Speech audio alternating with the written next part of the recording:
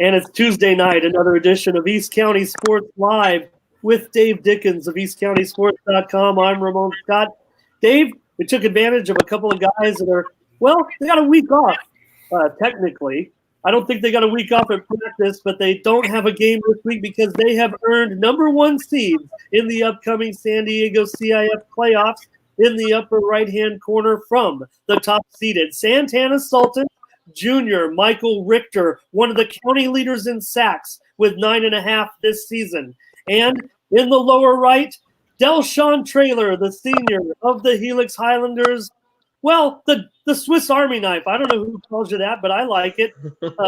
It seems like every week when DELSHAWN comes up with all that talent on the team this year, DELSHAWN always comes up with a highlight reel moment every week, Dave. Couple of guys going to have some big football games in a week and a half.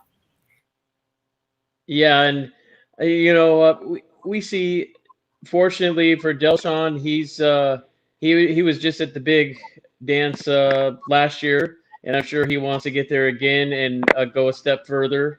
And then MICHAEL, it's been quite a drought there at that end of Santee for quite some time, and you guys started off with taking your cup back. And then after you took the cup, you had a little bumpy road with the Monte Vista Monarchs being the huge bump for the league championship. But you got yourself a first-round bye, and get ready to prepare for could be a long-awaited CIF championship. Yeah, it's our first one in a while, actually, and we haven't won one ever, so we're hoping that this year's the year. Yeah, I mean, it's even been quite a while that you were up at the top of the charts on so many levels, both offensively and defensively. I mean, I know they talk a lot about the Temple and Hughes and Randy out there, but they tend to switch it around to your side of the ball and say, hey, what a great defense they have on your end. So, I mean, really, what is it? We've talked about it several times. You have 27 seniors. Isn't that correct this year? Yeah, it's a very senior-heavy team this year. So you think that could have helped you a tad, and get to where you wanted to get to. And I think you have a coach too, or coaches that were pretty positive at the beginning of the year too, as was the whole team, that you guys would get to where you're at right now. Just like I said, that one little bump with the Monarchs defending their championship from the year before.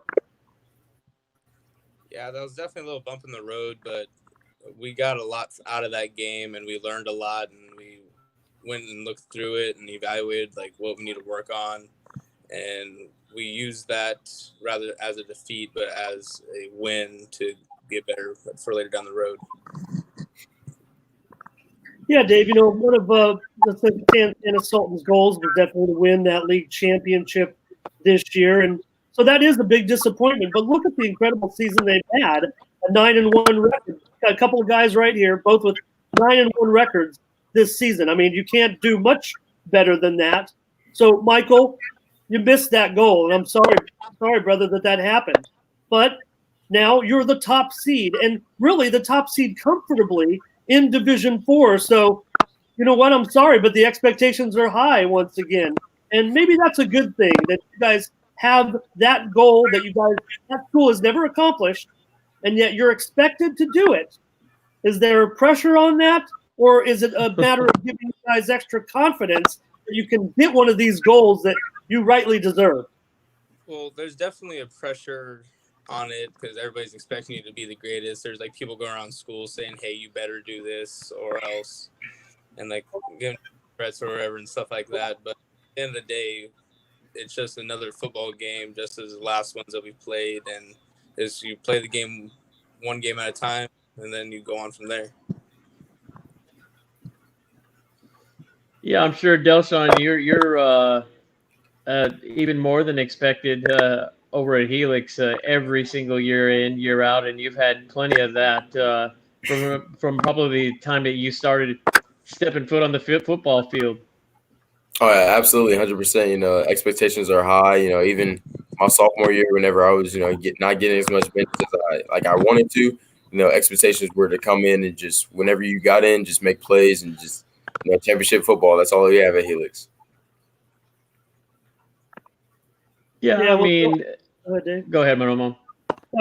DELSHAWN, the same's not the same for you guys, I'm afraid, as the number one seed. I don't think that expectations are there, certainly, that you want to win this Open Division championship, but there's no guarantees in this format. You guys have played Saints before. That's who you'll have 2 weeks from now. But, man, they've got a lot of talent on that team. It was a pretty good game when you guys met them before. How much preparation this week is just focusing on what Helix needs to do as a team, and how much of it is worrying about what the Saints are going to do? Could you break that up into 1 week and 2 week segments? How is it going to work leading up to the game? Well, the cool thing I think about playing in the Open Division is playing against Saints is we have 2 weeks to prepare for them, as opposed to when we played them earlier on in the season, falling right after that Cathedral week where we were focused on Cathedral and had to be locked in, and we had like limited time to focus on Saints. I feel like in this first week we're gonna correct what we had to correct from Steel Canyon, as also turn gears towards working on Saints. What do they like to do? What can we do to take advantage of things that they're not as good on? But as well as in the second week, working on what we need to do, just coming together more as a team, coming together and figuring out the schematics of everything and just make sure everyone's healthy, healed up, and we don't have any problems whenever the game comes. You mentioned some of the issues that happened in the Steel game. I mean, it wasn't only the fan interference, but especially that first half. I have never seen Coach Owens he was just on fire. I happened to be a few feet away from him, and he's usually pretty calm, cool, and collective type guy. I personally, and I don't want to touch on this too much because some of the other media conglomerates and Ramon, we just don't like to touch on this too much. But I mean, some of the officiating, as my personal, has been a little lackluster. And that one in particular, I kind of agreed. I mean, it was one after another. I mean, it was probably 5 out of 6 plays for towards the end of that second quarter, before the half. And then, I mean, then to put on top of that, then you lose a guy. I mean, to come back from that, I mean, talk about a tale of two halves. Can you elaborate on that? I mean, on how it went from, are you kidding me, to, okay, we're going to pull this one out. I mean, there had to be a secret recipe to come back from. I mean, there were so many things to be down about at that point. Well, I want to start off by saying that Steel Canyon has always been a competitive team for us in our league. They beat us last year, and it's never easy to go into Steel Canyon and steal a win. But I feel like in that first half, it wasn't as much as them beating us as much as us not being disciplined and just shooting ourselves in the foot. We had some dumb penalties, some plays that that were in our control that we just didn't make. And I feel like as we went into the locker room at halftime, we all just we sat down, we looked at each other, and we asked each other, is this the way we want to end our regular season? Do we want to end how we did last year, or do we want to go into playoffs with momentum? And we all bought in. We were playing for Andre, playing for Fado, playing for everyone that's injured for us right now, and we just wanted to come together as a family and play Helix football. Yeah, Dave, clean up the story a little bit there. Right at the opening kickoff of the second half, Helix's Andre Salcedo received a fractured arm on a play, and it delayed the game about 35 minutes out there, and put a jarring shock of reality into both sidelines, really, when you see something like that happen. Especially, I don't want to say it wasn't, we almost take concussion injuries for granted right now, because usually player, go in, they're injured, they got the concussion, we have to put them in the brace, and we see the procedure every stadium, really, a couple of times per year. And I don't want to say it's routine, but take care of them, put them in, rest them, get them out. Maybe they take a week off from the hospital. It's a serious injury. But when you see a guy break a bone severely, that really is scary to people. And you could see everybody, Steel Canyon started to walk on the field a little bit like they didn't really see the severity of Andre's injury. But as soon as they got out to near where they were going to huddle, they took a step back, turned away, and Helix gathered around their man and kind of comforted him a little bit, because all of a sudden we were in a bit of a panic to get the paramedics there and through the crowded stadium and all those issues. So, DELSHAWN, you talked about it a little bit, and I don't want to make it as if, well, this injury happened and that got us into the motivation that we needed. But just tell me how you guys came out firing in the second half, probably still thinking about the first half. Oh, for sure. We thought about the first half, and it motivated us. But as you said, I feel like the injury, it did bring us closer. Because we all want to play for Andre, because he's always been like a spark in our team, spark in our defense. He's a young player who always worked 110%, no matter like what the circumstances were. And just to see a brother go down, it's tough. Because we all risk our bodies every play of the game. Michael, I'm sure you can attest to that. We go out there, we make plays, but it's a risk for our bodies. And to see a guy go down like that in the heat of a moment like that, knowing that the whole second half was ahead of us, we just wanted to play in honor of him. Yeah, I was going to ask you that actually, Michael. I mean, you're on the other side. Where typically in the past, but we've cleaned it up quite a bit. It would be more of a we're inflicting the pain that you see on the field, but really we cleaned it up on both sides, and it's just about winning the game and who has the better scheme, who has the better physical ability and physical strength. Not so much who can knock this guy out of the game, or so you're on the other side. So I kind of want to get your input when you see something like this on the field, and you've seen it at Santana because it happened to your quarterback last year. Yeah, and when we see an injury on the field, like we all know, like getting injured, that's part of the game. That's gonna happen. If you play a contact sport, there's always a risk of injury, and so when you see something like that, you almost have to go into like a protocol. Like, what to do. To back off. To go to your sideline, get a shot of water, let it get cleaned up. Whatever happened. Like, there's no reset button, and so you kind of go with what's going on. You listen to what the coaches are saying. You try not to interfere. You try to help out. And honestly, somebody getting hurt is never the intention of the game. Unfortunately, it's just an aspect of it. Right, and it's also come a time like Ramon was mentioning about the concussion protocol has really become just a thing of, I don't want to say it's a usual suspect when you see somebody down on the ground on the field, but we got better equipment. We've learned how to tackle.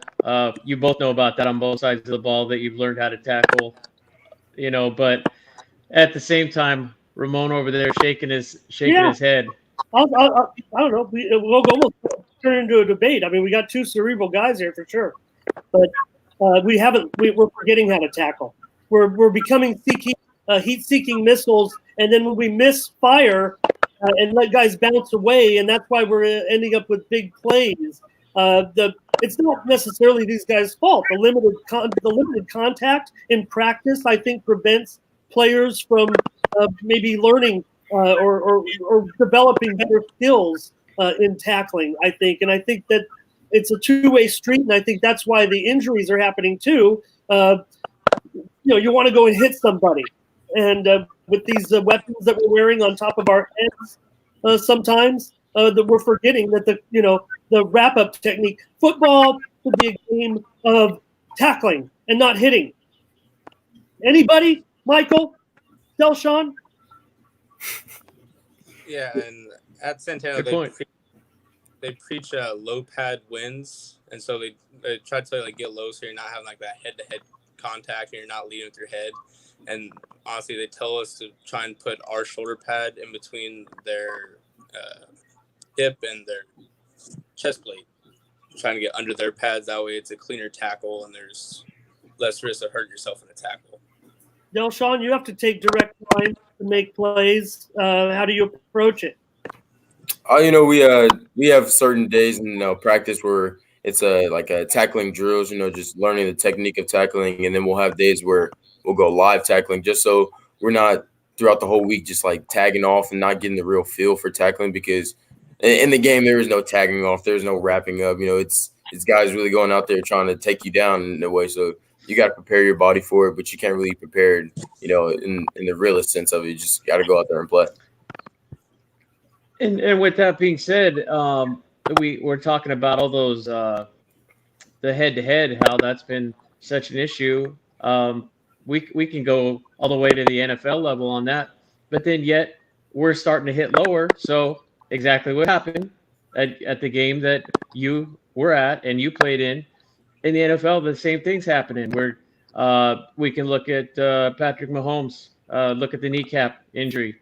We're having to hit so low. Well, now that didn't happen on that exact play, but I'm just saying, you look at the NFL, we're starting to hit lower. There's more injuries down below, and now that we're ridding ourselves of the concussions. So really, where do we draw the line?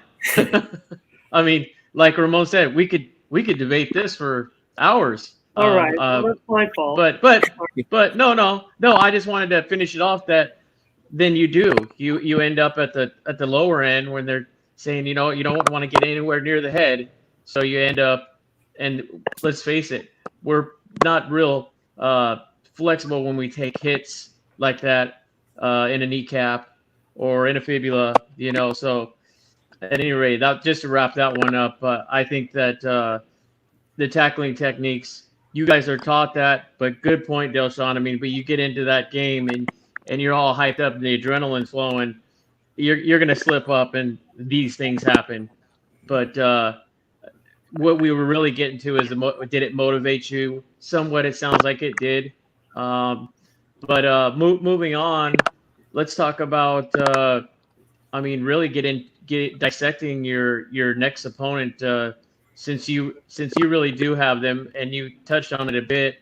But what is the real keys to defeating them for a second time? Because isn't it harder to beat a team 2 times in a season? Yeah, it definitely is. You look at last year, we played them early on in the season. It's kind of similar to this season. We played them. It was a good game, highly anticipated game, and we ended up winning that. But then you go into the championship game, and then they come back and they work on the things they need to work on, and they beat us. It kind of has the same feel for that. So we're examining a lot of last year's game, like how the mood changed with that, and also this year, and seeing how they played against opponents after us, and just really focusing not as much on what they do, but what we can control and what we can limit and be disciplined at. DELSHAWN, enough time has passed for me. It's been almost a year, so I think I feel comfortable in asking you now. I wouldn't want to go near you after the end of that game. What happened? What happened on the play? What happened on the 2-point conversion? Coach O called a play that we ran before, and that it worked 10 out of 10 times anytime you run it, and just lack of execution. Didn't get the snap all the way back, and just didn't get the points. That's all it was. And, how many inches was it, guys? Let's hear it again. I just want to hear, how many inches was it? 36 inches. I don't think you're going to be in a situation where you're thinking about that play, DELSHAWN, throughout this game. I mean, you'd like for it to be a little bit more comfortable, of a victory, certainly. But kind of ironic that you guys have ended up back in the open division where we belong. Absolutely. We've been there, done that as far as other championships. So this is, where you want to be for your final 2 games of the season. Well, and more, but what we know right now, games. How do you feel culminating the end of your career, the last, 1, 2, 3, 4 games, who knows? Or you, everything on track? We still heading to Army, right? No regret. Still heading to Army. Yeah. Tell me about the last few games of your career. You told us you were going to play basketball this year for Coach Singer and everything, but this is it. You're a football player, and we know that. Got just a few games left. It's surreal. It's bittersweet because I've been at Helix all 4 years, and I've I've met people that in my wildest dreams I wouldn't have met, and just learning things from people around me. It really did go by fast. People say, "Oh, it's gonna go by fast. Make sure you take advantage of it." But it feels like yesterday I was just a freshman stepping on campus, and then now I'm a senior getting ready to play my last, hopefully 4 games. So it's crazy. Michael, you've got a whole season after this, but right now you got to think that this is a big opportunity. You don't know what's going to happen next year with all those guys. They mentioned the 27 seniors, and hey, you got some talented juniors and even some sophomores, I think, on this team. But this is it, man. This is an opportunity. You don't know what's gonna happen next year. You have 9.5 sacks this season. What's been key to your success? You must have some other brothers up there getting good penetration as well, attracting some attention. You might be beating some double teams, but 9.5 sacks. You probably got some great teammates up front too. And yeah, that's the thing. It's teamwork makes the dream work. Our defense, we really came together this year, and we all blended as one. And we have the thing that we say, do your 111. That's everybody does their own job, and if everybody does their own job, nobody else's, then the overall goal that gets accomplished. And so we have people like Luke Simonak and Wood Sadler, all Luke, he takes on a lot of double teams playing at the nose spot and D tackle, and that takes one more blocker away from other people, and then somebody else takes on that blocker. So honestly, in the long run, it's basically who's fast enough to get to the quarterback first when it comes to getting a sack, because we all have the opportunity to. We all take a block, we all hit somebody, and there's always one person that gets left open, and then that's just how our defense works. We make it so we can capitalize on an offense's mistake. Yeah, Dave, looking into how Santana's approaching into these playoffs, I think the defense sometimes gets overlooked for them because their scores get a little crazy. But the way Luke cultivating his career right now and allowing Michael really to get this attention and these statistics, I think it bodes well for their defense moving forward against teams that, frankly, they can score again. It's just a matter of stopping them. So I think that looks like it's going to be covered pretty easily. Yeah, I think, for the first time, I think ever, if we really look back and scan some good teams that played at Santana, some great quarterbacks, but I think this is and great receivers here and there, a couple of defense, but this looks like a total team this season, and I think that is why you're in the position that you are in at this point of the season, and having that first round bye. How do you see it really, though? Because there's many of us, and I'll ask DELSHAWN to reflect on that as well, that some of us think that the first round bye is not such a good idea. I mean, especially if we have momentum and we're going for that prize. We wanted to keep going instead of taking a breather for a moment. There's two sides to every story. What do you think? And see, that's almost controversial, because you can flip a coin either way, can go turn heads or tails. But I feel that with the bye, we were able to work on stuff that we wouldn't have time to work on if we didn't have the bye. So one thing that coaches recognize an issue is that we were not fast enough on offense. Getting to the next play, we kind of lollygagged and took time. And so that's one thing that we're focusing on this week is tempo, rushing on the ball drill, stuff like that, to make sure the offense is always going at 100% and moving at a speed that works. Good point. Yeah. DELSHAWN? I was thinking, I want to play every week, but that's just me because I don't really like having this time.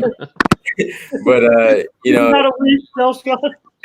But for the whole team, you got to take into account that a couple of guys are banged up. A couple of guys need a little bit of time to rest their bodies, mentally and physically.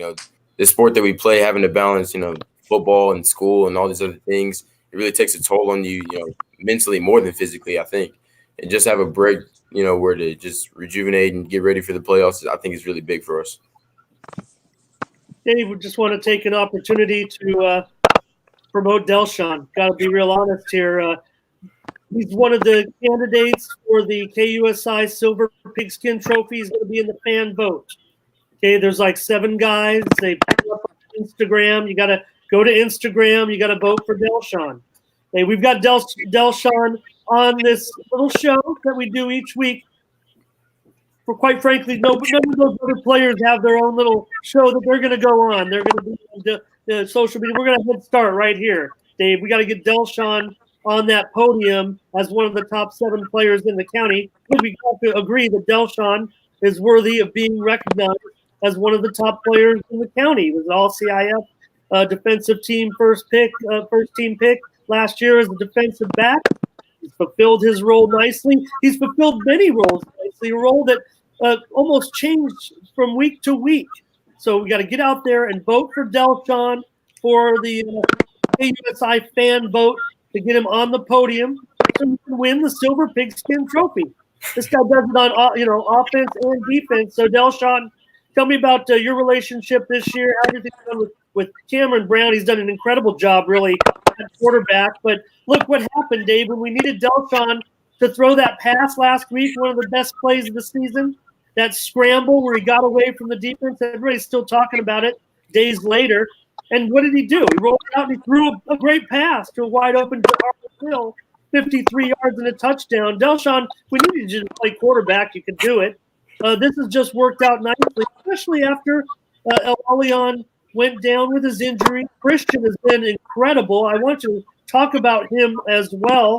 But basically, you've been a running back, right, ever since Cameron you were splitting time those first few games. El Elyon gets injured, then it's you and Christian sharing carries, right? Yes, sir. Coach Owens has always had he has a plan, but plans change, depending on injuries and whatnot. But we trust Cameron at quarterback, because he can make plays. He's good with the ball. He's smart with the ball, and he really manages like the whole offense for us. He's a smart kid, and he takes care of the ball, and that's what's important for us. And then as far as Christian, he stepped up in a big way. The injury to El Elyon obviously was tough on our team. A lot of us were looking around like, all right, so who's going to be next to step up? And Coach threw him in the fire, and he's been rolling with it. He's a great talent. He's a young kid, and I'm excited to see what he can do in the future. Dave, El Elyon's had a great year. He's going to be a candidate for. I believe he's already on the podium. He's on the Silver Pigskin podium. He's a leading candidate for East County Player of the Year, despite this injury, because quite frankly, he's the best player in East County. And, so he's still going to be deserving of that. But in the meantime, these guys have kind of had to shift roles and all that. So Dave, I'll just say it to you because I don't want DELSHAWN to have to comment on it, but I think that I'll say what, everybody thinks and what I've kind of pressured DELSHAWN on way earlier in the year. Now things have changed, Dave. Here's a guy who likes to play quarterback, kind of recruited, maybe told he could play quarterback at Army, but, if he goes to Army and is a defensive back, he has a chance to be an elite defensive back at the Division I level. So that's how good he is, Dave. He probably could go on to be a top college defender. I don't know what he's going to do, but he already proven that he can do either. Yeah, and that's what made it just interesting. If we go back to even the beginning of that Steel Candy game and seeing both the two of the East County's best running backs, one on each side, actually, it really makes you wonder because it was so surreal with those two.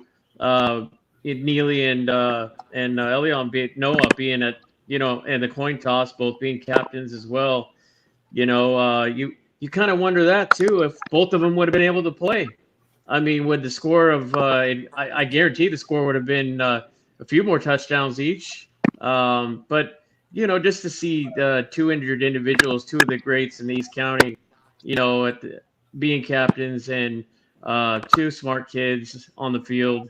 As far as vision wise too, it really it really it makes you look at football a whole different way and take it all in, and to have them at that coin toss really, I think that started the game off perfectly. Whoever set that up. Yeah, Dave. Wesley was in the game. I'm a little confused, but certainly with Elelion taking his role as a captain, DELSHAWN, you're a captain as well. How much does it mean to want to perform for him, and how much involvement have you had? I see him. Jim Lindgren wrote a cool lead in the San Diego Union this past week about him hopping around in that little I don't know what that little crutch that he has is supporting him. It looks like he was so fast. I imagine he could probably play in that thing. Yeah, he's a tough kid. If it was up to him, he'd be playing in it. It means a lot to play for him. I've known him for 4 years. He's been a brother of mine. Seeing the things that he had to go through, injuries and whatnot. Every year, he still racked up these huge numbers, DELSHAWN. He's as great as a football player that he is. He's an even better person. He's a brother of mine. He's always looking out for the best interests of everyone else. And as great as he is, he's never too cocky. Like he's humble with it. That's the thing that his family has instilled with him. The Noahs are a great family. They're good, close with me. So it means a lot to play for him. Yeah, and they got that Family Feud money too. Yeah, absolutely. I did see him now. Actually, after I saw that, I think both the kids, I saw them hanging apart, celebrating back there after they won. Dave, when we broke down that play with Dante Scott, DELSHAWN was in that wild play. He handled the ball, he got it and started to run back the other way. And then I think he got rid of it and threw it back to Cameron, right? So not only had that crazy 53-yarder, but he was involved in that wild kickoff return a couple weeks back, Dave. Yeah, then at the end of the second half, I think they were trying to make a duplicate reel. At that game. Did you guys talk about that briefly as it was happening? Because I was like, oh, here we go again. Before we went out there, he was like, "You guys think we can do it again?" Like we just wanted to try it. I brought it up to Cameron and Keontae. He was like, "Okay, I wasn't coach." No, definitely not. Coach, okay. Go out there and try and make a play happen. But it's always fun just to see what we can experiment with all the talent we have on the field. Anything's possible. Yeah, I don't know if some of the quotes, Dave, when you got those quotes after the first game, it kind of said, I think, or even we saw Coach Owen say, well, we don't want to see that, but when it works or something to that effect, we're all for it. And then I think when you see it happening again in a game that he was losing, I think at the time, right? It was in the half or something. Yeah, you don't want to be giving up any kind of wacky touchdowns or anything like that. No, they were moving forward for a while there, and then in a way, luckily time ran out, and I think that was probably your mindset too. We got a little bit of time, so make sure you hold on to the ball, but let's try it. Absolutely.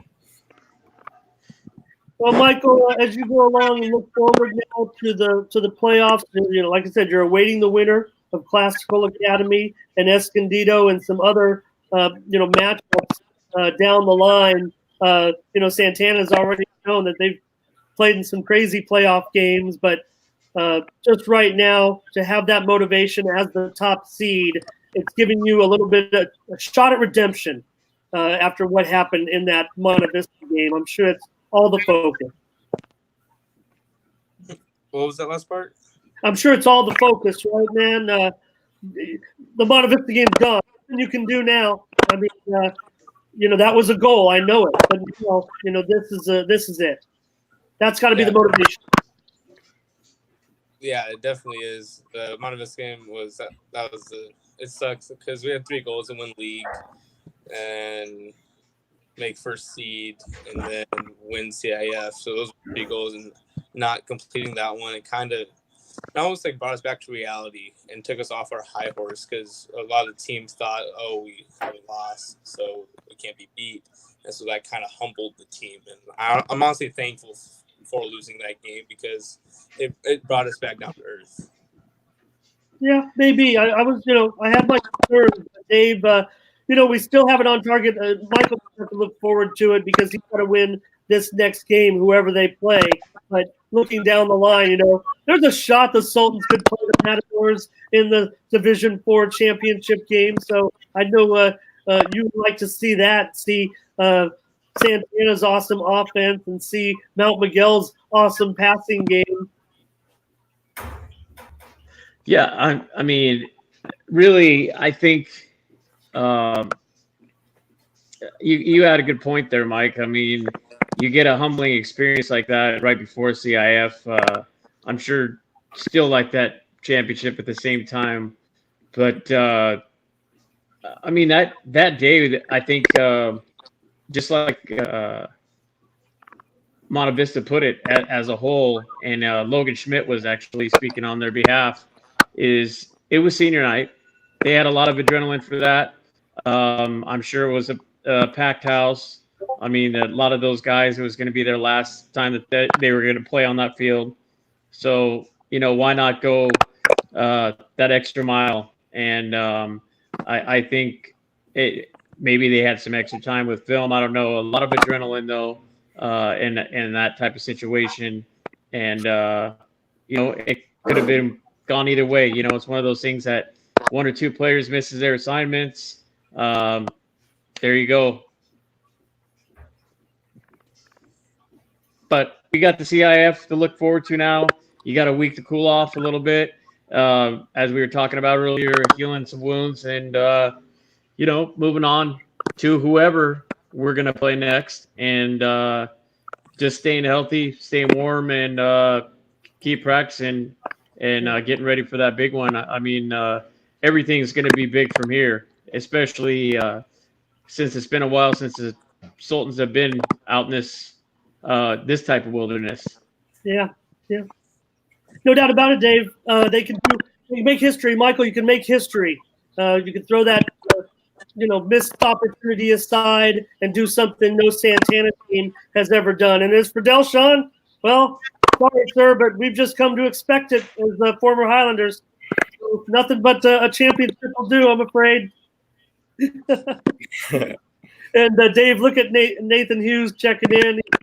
Oh, man, I love to write headlines. Almost every headline written on East County Sports is one I came up with. I kind of like the one that I wrote this week for Helix where, I said Washington has Highlanders back, kind of a double entendre play on words.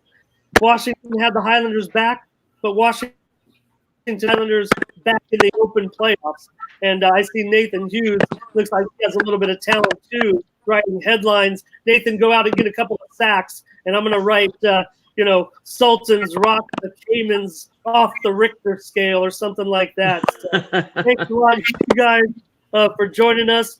Junior Michael Richter of the Santana Sultans and senior DELSHAWN Trayloor Army-bound athlete. I don't know if I like those. I'm starting to use it more when I write copy. When I don't have a position for a guy, I just call him athlete. You okay with that, DELSHAWN? Oh yeah, for sure. But for Army, I will be playing quarterback. That is what I'm going for. Yeah, well, that's a prediction, and I'm going to start saying that as well. I'm going to start every time I say, the quarterback recruit. So that's a goal. That sounds like it's a goal of yours. Because, like I said, when I get you on that field, I'm sure if I'm a defensive coach, I'm saying, hey, if things don't work out, you get him over here. And that's no disrespect to you. That is obviously an ultimate compliment that I am paying you right there. Don't forget to vote for DELSHAWN on Instagram because we've got to get him to that KUSI podium to join El Elyon Noah and maybe somebody else we can't say yet. But anyway, Dave, great show. Thanks a lot. I'm Ramon Scott. This has been East County Sports Live. Thank you for joining us.